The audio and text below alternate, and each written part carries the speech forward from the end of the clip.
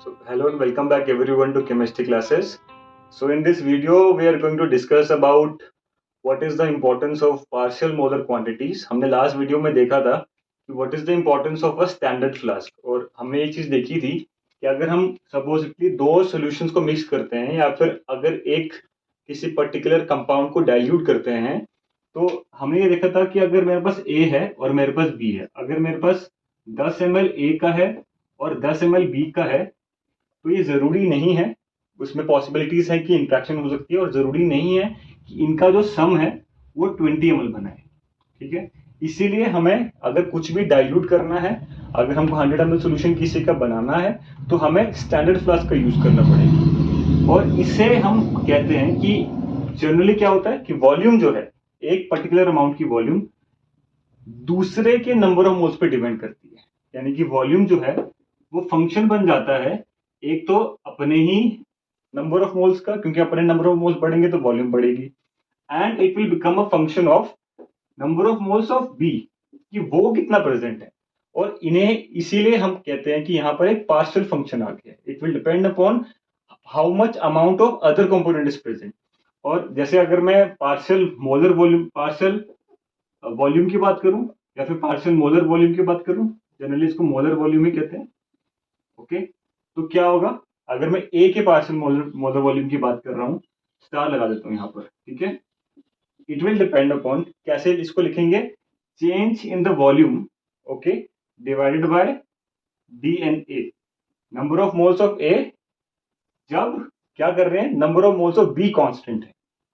Okay, अगर मैं ऐसे निकाल रहा हूं, सपोजिटली मेरे पास 1000 मोल्स ऑफ बी है और मैंने उसमें थोड़ा अमाउंट वन मोल ऑफ मैंने ए डाला है, तो उस समय वॉल्यूम में क्या चेंज आया, जितना चेंज वॉल्यूम में आएगा वो उसकी पार्शियल मोलर वॉल्यूम हो जाएगी। सपोजिटली मेरे पास 100,000, चलो 1000 मान लो, 1000 ml सोल्यूशन था एक बी का। ठीक है, मैंने अब क्या किया, मैंने उसमें एक मोल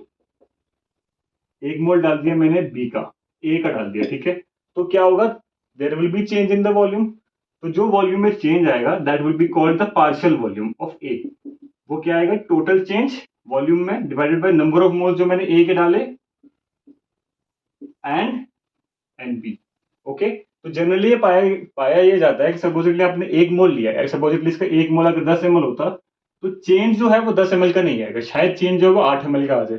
तो 8 ml जो होगी वो उसकी पार्शियल मोलर वॉल्यूम होगी, एक मोल डालने पर कितनी वॉल्यूम उसकी जनरेट हुई, वो डिपेंड करेगा कि बी का कैरेक्टरिस्टिक क्या है और नंबर ऑफ बी के वॉल्यूम, बी का नंबर ऑफ मोल्स कितने हैं, तो इस पर डिपेंड करेगा। तो जितने भी एक्सटर्नल हमारे पास क्वांटिटीज हैं, चाहे वो वॉल्यूम हो, चाहे वो इंटरनल एनर्जीज हो, एक्सटेंसिव क्वांटिटीज हैं, चाहे वो वॉल्यूम है, इंटरनल एनर्जी है, चाहे वो इंथैल्पी है, सबके सब नंबर ऑफ मोल्स जो है दूसरे कंपाउंड पे डिपेंड करेंगे। सपोजिटली मेरे पास इंटरनल एनर्जी है, मेरे पास एच है, मेरे पास ए है और मेरे पास जी है। और जब मैं सोल्यूशन की बात कर रहा हूँ, ओके, तो मैं कह रहा हूँ सोल्यूशन की बात हो रही है या फिर किसी केमिकल रिएक्शन की बात हो रही है। ओके, तब क्या होगा, it will be a function of, जैसे टेम्परेचर और वॉल्यूम का फंक्शन तो ये है ही, it will become a function of N also. Okay, यहाँ पर ये टेम्परेचर और प्रेशर का फंक्शन है, it will become a function of N also. तो यहाँ पर ये चीजें आएंगी। और जब मिक्सचर है तो नंबर कितना आपने मिक्सचर लिया होगा, सपोजिटली ए लिया है तो दो मैंने लिए, ए और बी लिया है, तो दोनों के नंबर ऑफ मोल्स पे डिपेंड करेगा। ठीक है, यहाँ पर हम बात करते हैं, और ये सभी की सभी एक्सटर्नल क्वांटिटीज पे होगा क्योंकि वही नंबर ऑफ मोल्स पे डिपेंड करती है। इंटेंसिव एक्सटेंसिव क्वांटिटीज पे होगा, इंटेंसिव क्वांटिटीज पे नहीं होगा। जैसे अगर प्रेशर की बात करूं, pressure does not depend upon number of moles. Okay, it is not an extensive quantity, it is an intensive quantity, इसलिए हम partial molar pressure नहीं पढ़ेंगे। There is no term called partial molar pressure. Okay, जितना है वो सारा partial molar और extensive quantities. जैसे पार्शियल मोलर हमारे पास इंटरनल एनर्जी हो सकती है, पार्शियल मोलर एच हो सकता है, पार्शियल मोलर गिब्स एनर्जी हो सकता है, पार्शियल मोलर वॉल्यूम हो सकता है, बट प्रेशर नहीं होगा। ठीक है, अब हम इसका थोड़ा और डिटेल में देखते हैं कि क्या चीज है ये। ठीक है, अभी हमको पता है डी यू क्या है, D U is equal to S D T या टीडीएस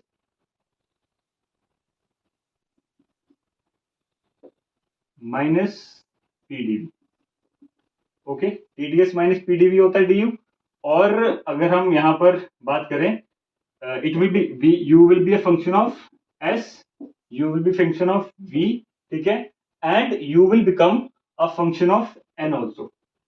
ओके, जब हमारे पास different type of components present है, तो मैं ni लिख दे रहा हूं, ठीक है। You will be function of s, v and ni। और अगर मैं इसको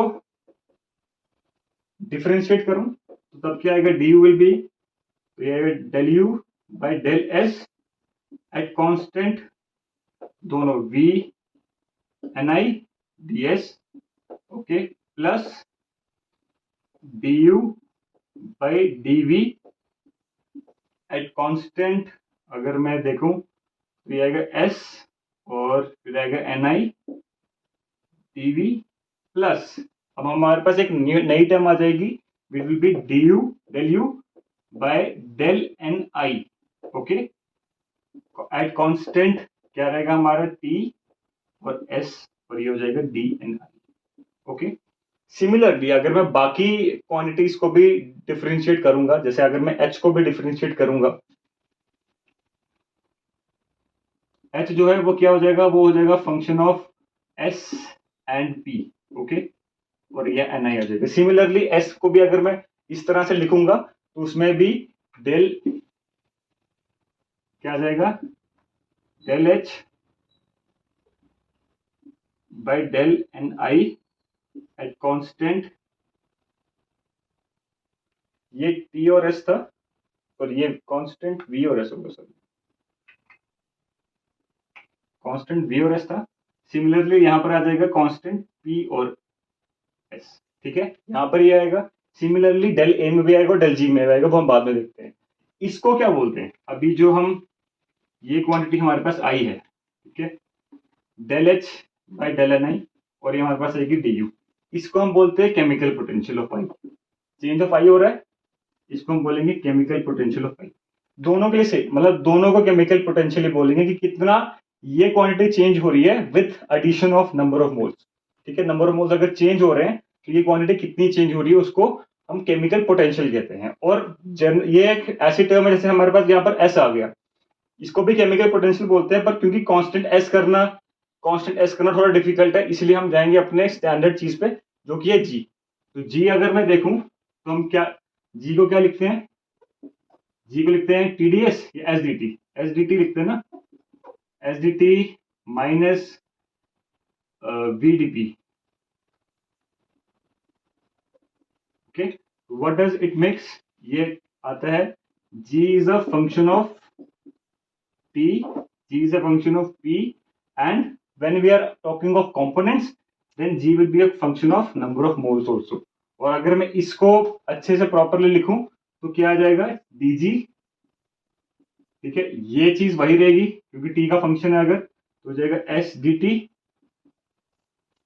माइनस VdP, और हमारे पास एक एडिशनल टर्म आएगी जिसको बोलेंगे del ji by, okay, del ji bye del N I at constant टी और पी, ओके। क्योंकि टी और पी हमारे लिए कांस्टेंट करना आसान है, इसलिए तो हम जी में आए थे।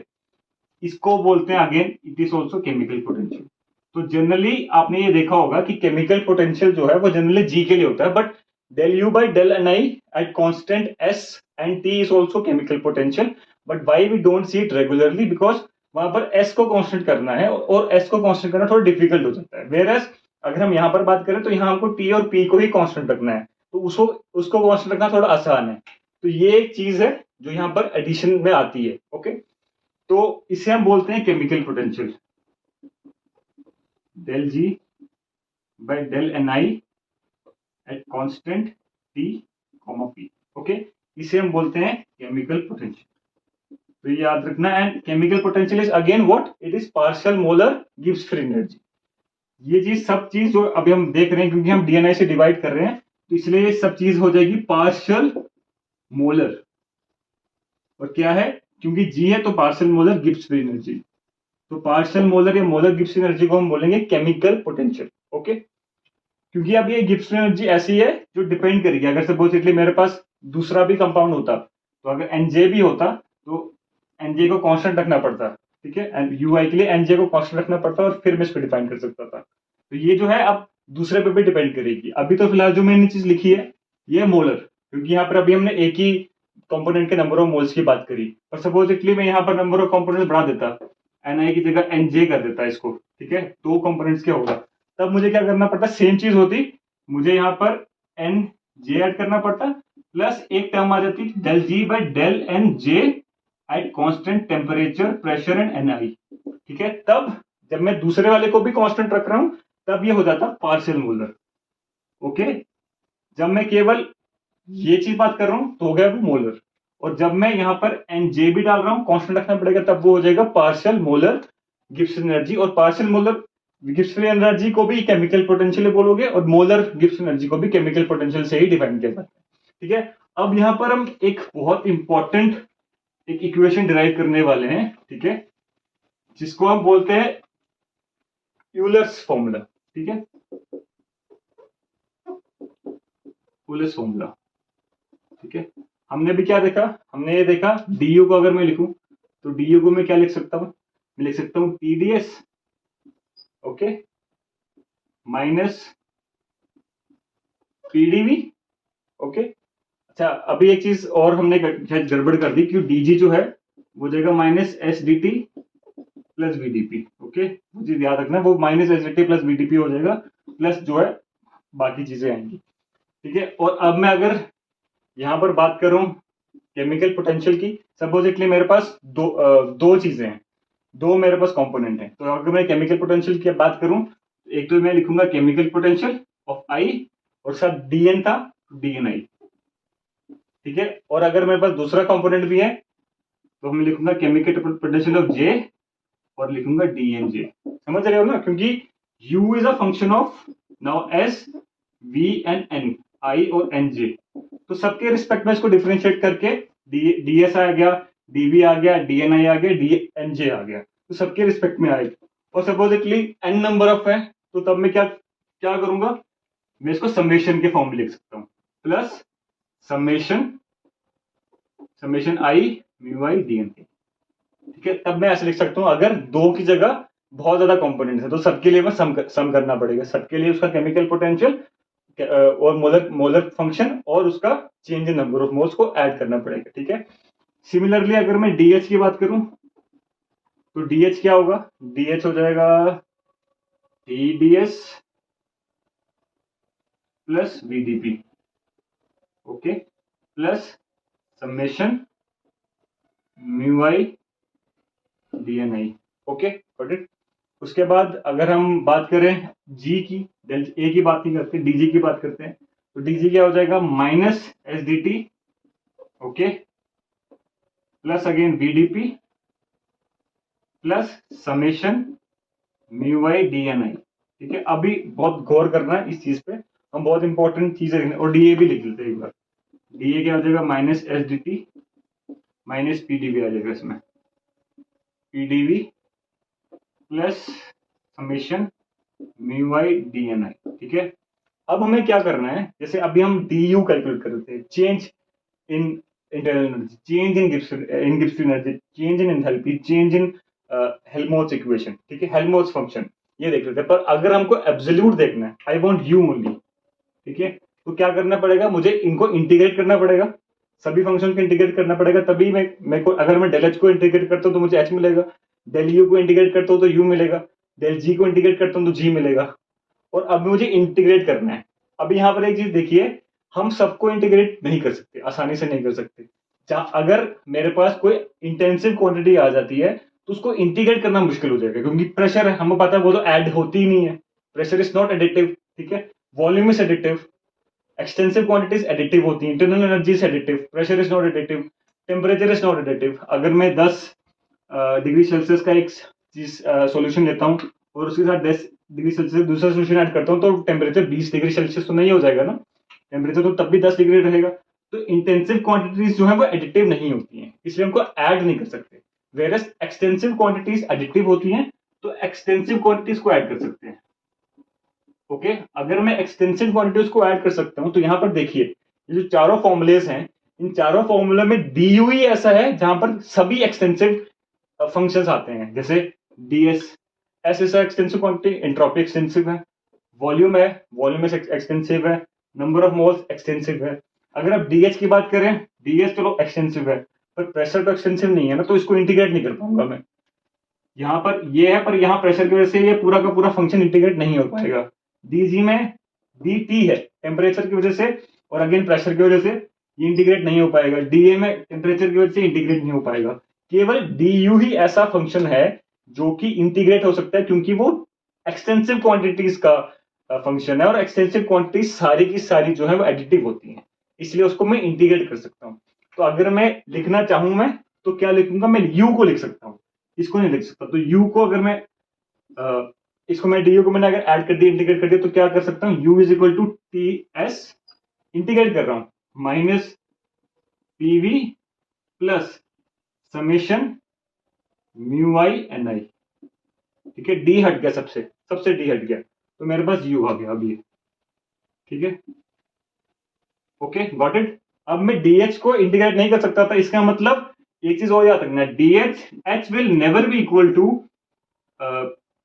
ts minus plus vp plus summation i N I, mu I N I, ठीक है। h will never be equal to this, u हो जाएगा क्योंकि एडिटिव हो सकता है। Similarly g will never be equal to, absolute बोल रहा हूं, g will never be equal to minus st और plus vp plus summation mu I N I. ठीक है, तो अभी हमें क्या करना है, हमें सबको निकालना पड़ेगा। h एक्चुअली में किसके इक्वल है, अगर मैं पार्शियल मोलर, अगर मैं ये म्यू आई के टर्म्स में लिखता हूं, एब्सोल्यूट को लिखता हूं, तो एक चीज हमें पता है, क्या पता है, कि h is equal to u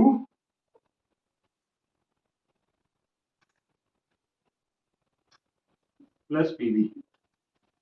okay, u plus PV होता है। तो अगर मैं यहां पर h लिखूं, u ये है, और u में अगर मैं ऐड कर दूं, इसको यहां सब्स्टिट्यूट कर दूं, क्या मिलेगा, ts, pv कट जाएगा, plus summation of i mu I N I. Okay, तो हमको एक h का फंक्शन मिल गया यहां पर।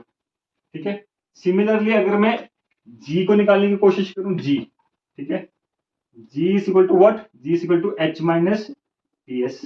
ओके, h आ गया हमारा ये, तो ts से ts कट जाएगा, तो मिलेगा summation i mu I N आई।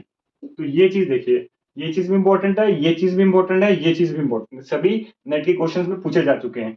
अभी हम सबसे इंपॉर्टेंट डेरिवेशन पे देखते हैं, कि जो हमको सबसे अच्छी चीज क्या मिली है, g is a function of, मतलब basically will be sum of i mu I N आई।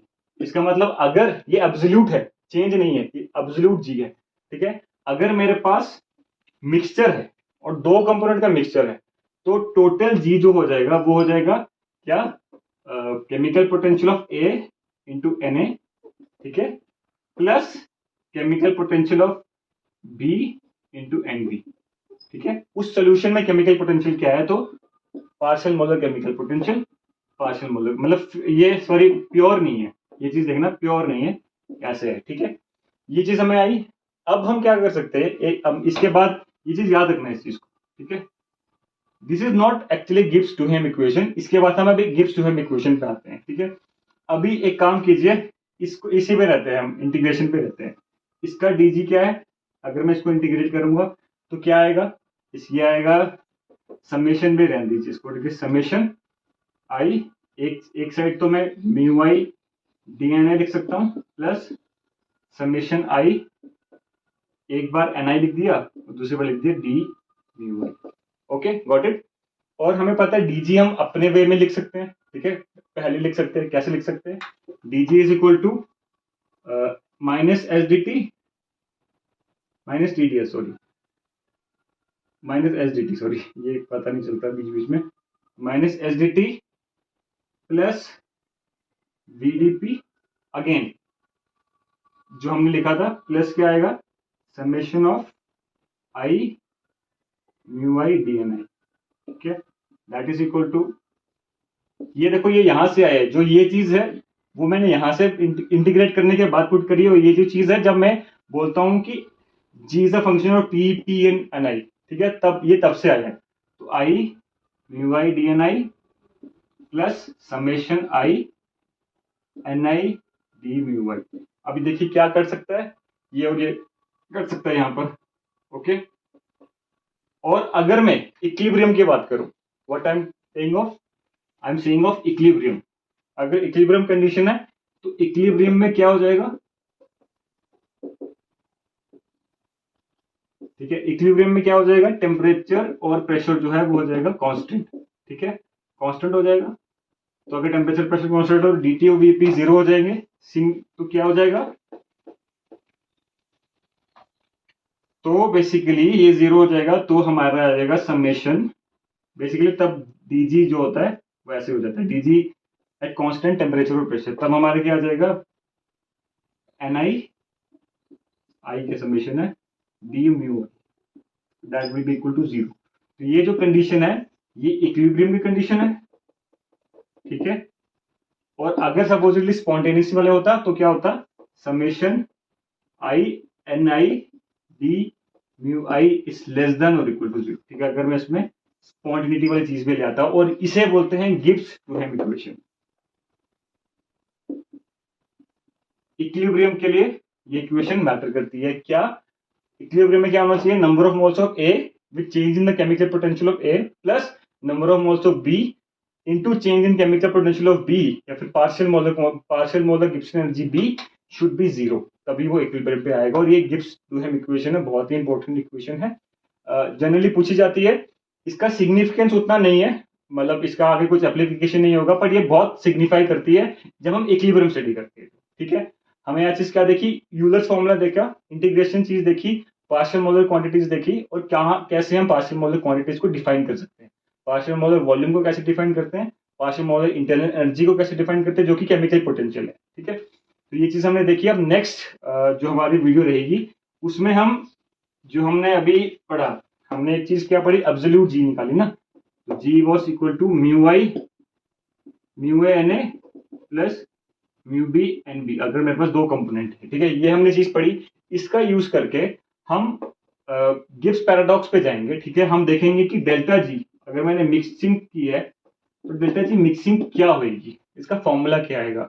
देखिए, अगर मेरे पास दो कंपोनेंट थे, एक ए है एक बी है। ठीक है, अगर मैं इसका जी एब्सोल्यूट जी देखूं तो क्या आएगा, mu A N A pure है ये। ठीक है, और इसका देखूं तो ये हो जाएगा म्यू बी एन बी। ठीक है, प्योर, और सम करूं तो क्या हो जाएगा, इसका एडिशन हो जाएगी। वेरस अगर मैं दोनों को मिक्सचर में ले लूं, ठीक है, जब मैंने मिक्सचर में ले लिया तब जो उसका ये इनिशियल है, तब जो उसका फाइनल जी होगा वो हो जाएगा म्यू ए। अब now it is not pure, it is partial molar. ठीक है, into N A plus mu B into N B.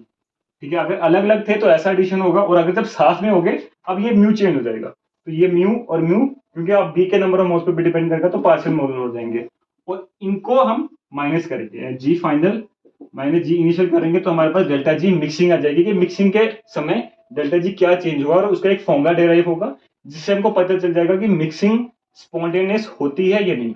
ये चीज हम नेक्स्ट वीडियो में देखेंगे। Thank you so much for watching this video.